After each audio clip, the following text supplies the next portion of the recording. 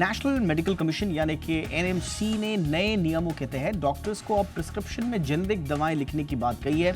यानी कि डॉक्टर्स पर्चे पर केवल दवा का केमिकल कंपोजिशन ही लिखेंगे, न कि किसी ब्रांड का नाम।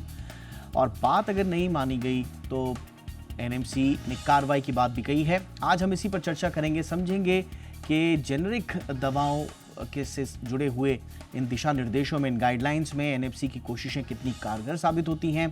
साथ ही जेनेरिक दवाओं की गुणवत्ता बढ़ाने को लेकर, क्योंकि डॉक्टर्स से जब भी इस मुद्दे पर चर्चा हुई है, जेनेरिक दवाओं की क्वालिटी को लेकर सवाल उठे हैं।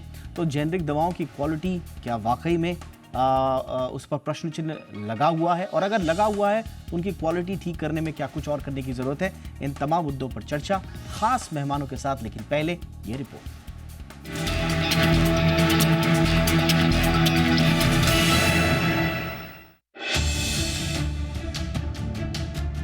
सस्ता इलाज करने की दिशा में हम एक कदम और आगे बढ़े हैं। पहले सरकार ने जरूरी दवाओं को सस्ता करने की पहल की, फिर नकली दवाओं पर रोकथाम के लिए क्यूआर कोड का प्रावधान किया, और अब नेशनल मेडिकल कमीशन यानी एनएमसी ने सभी डॉक्टर्स को जेनेरिक दवाएं लिखना अनिवार्य कर दिया है।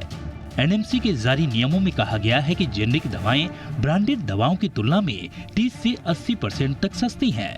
ऐसे में जेनेरिक के चलन के बढ़ने से सबसे अधिक फायदा उन गरीब गुरुओं के परिवारों को होगा जो महंगे इलाज के बोझ तले दब जाते हैं, इलाज के अभाव में दम तोड़ देते हैं, या इलाज के दौरान उन्हें घर द्वार तक बेचना पड़ जाता है।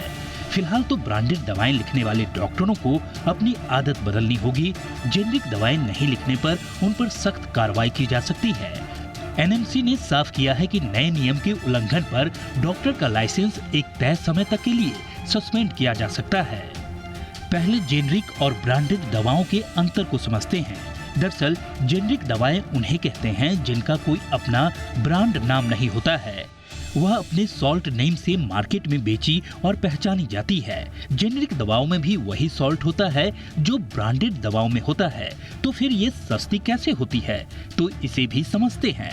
दरअसल जेनेरिक दवाओं के रिसर्च और डेवलपमेंट पर कोई खर्च नहीं किया गया होता है। जब ब्रांडेड दवाओं का पेटेंट खत्म हो जाता है तो उसी फार्मूले और सॉल्ट का इस्तेमाल कर दवा कंपनियां जेनेरिक दवाएं बनाने लगती हैं।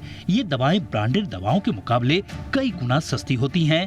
जेनेरिक दवाओं को लेकर उत्तर प्रदेश सरकार ने 2 महीने पहले जून में ही राज्य के सभी सरकारी डॉक्टरों के लिए जेनेरिक दवाएं लिखने का आदेश जारी किया था। एनएमसी के नए नियमों के तहत डॉक्टर साफ अक्षरों में पर्ची लिखेंगे, और गलती से बचने के लिए इसे बड़े अक्षरों में दवा का कंपोजिशन लिखना होगा। जहां तक संभव हो पर्ची प्रिंटेड हो तो और बेहतर होगा। ऐसे में दवा पढ़ने की गलतियों की गुंजाइश नहीं के बराबर होगी।